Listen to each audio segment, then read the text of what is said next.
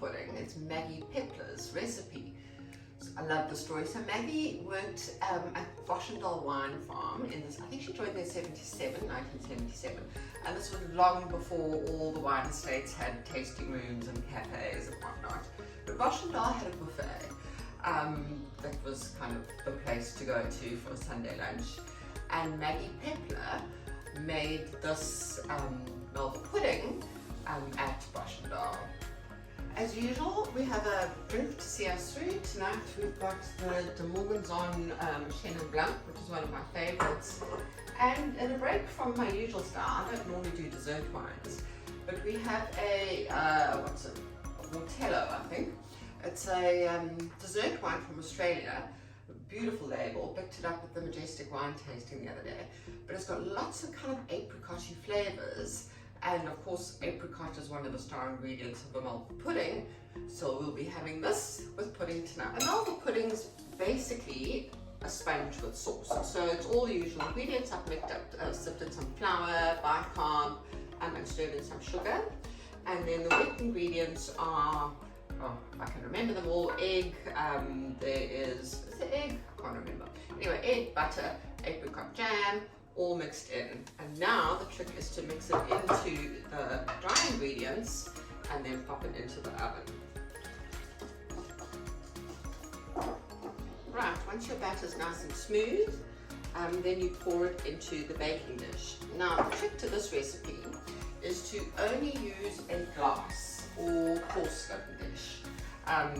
Maggie Pepler, who, let's face it, she's been voted the best Malva pudding ever. She insisted on glass, so glass it's going to be.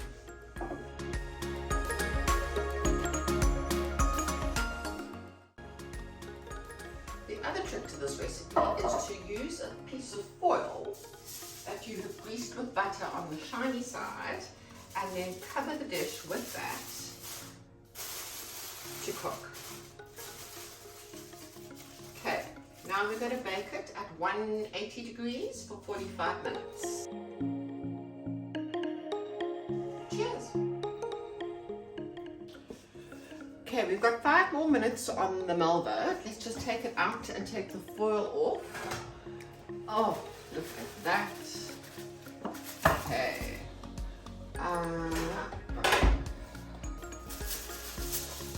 Look how nicely that's risen. Okay, we can just put it back in for another 5 minutes so that it can crisp up a little bit. It's got to be properly cooked, otherwise the sauce isn't going to take. In the meantime, the sauce is basically milk, cream, sugar, and butter, and a little bit of hot water. We're going to cook that all up, and then you pour that over the pudding.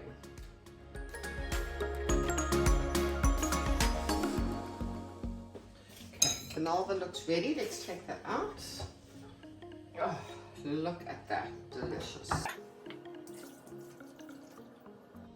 Right. Now, let's just let that soak in for extra NomNomSaffaFood deliciousness.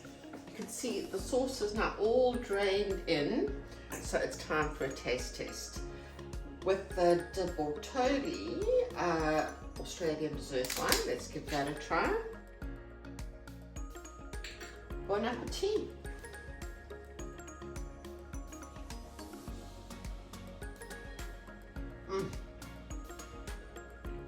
Absolutely delicious.